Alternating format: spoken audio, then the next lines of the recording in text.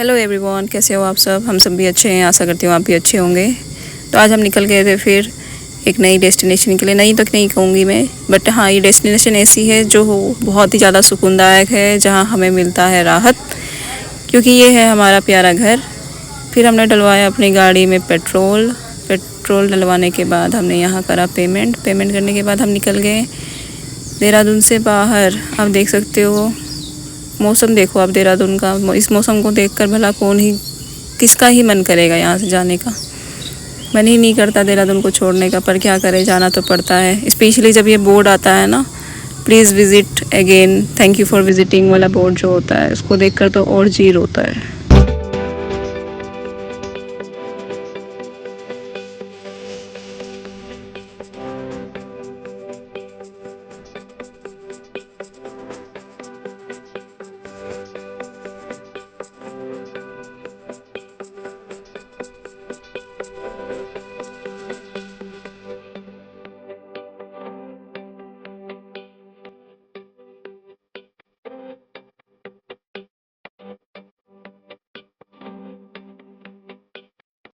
ये देखो, यहाँ पे एक ना ट्रक पलटा हुआ है।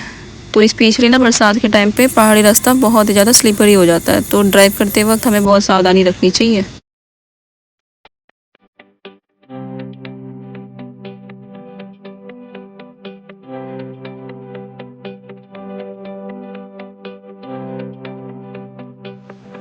तो हम उतर गए थे प्लेन में।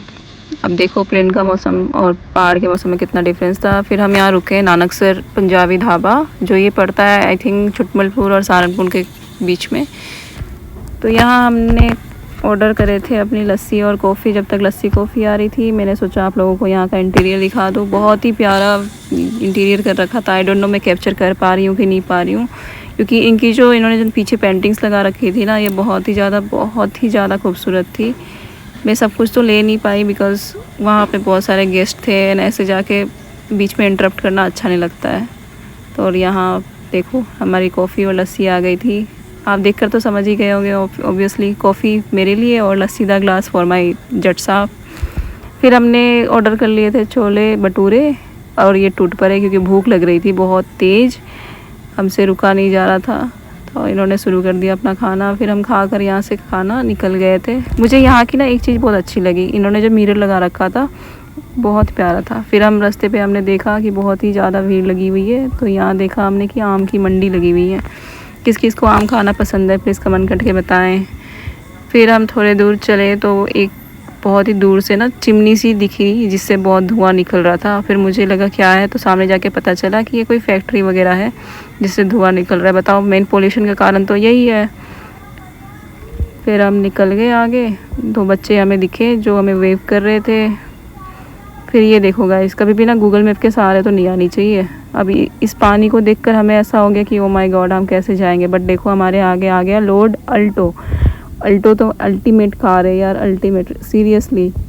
इस गाड़ी को देखो आपने, कोई हेजिटेशन नहीं है, बिल्कुल गाड़ी निकाल दी। उसको ही देख के हमें रास्ते का पता चला कि नीचे हाँ ठीक है, वरना तो हमें ऐसा हो रहा था कि अब गाड़ी वापस मोड़ ली जाए, क्योंकि दिख ही नहीं रहा कुछ, कहाँ गाड़ी लेके जाएंगे हम।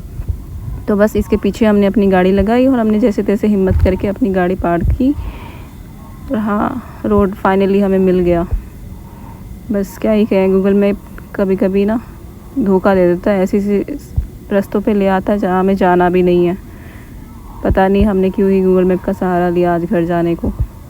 फिर देखो ये प्यारी प्यारी बकरियाँ हमारे रास्ते पे आ गई, जो रेम वॉक करती हुई अपने घर को लौट रही थी। क्यूट है ना ये वैसे।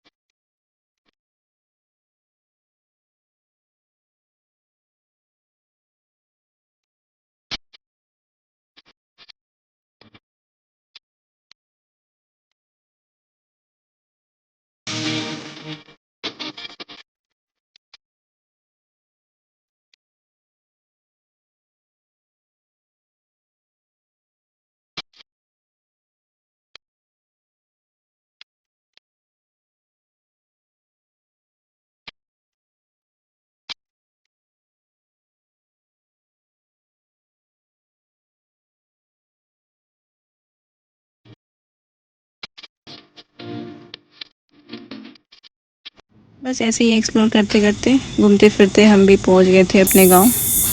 बट इस टाइम पे हो रहा था इनका मूड बहुत ज़्यादा ख़राब, क्योंकि इनको आ रहा था गूगल मैप पे गुस्सा। पर कोई बात नहीं, थोड़ी बहुत ऊपर नीचे चलती रहती है, थोड़ा बहुत तो ऊपर नीचे होता ही है। पर फाइनली हम अपने एरिया पे आ गए थे, अपना गांव पहुंच गए थे। तो मुझे तो बहुत ही अच्छा लग रहा था। आप मौसम देख सकते हो, सनसेट कितना प्यारा है।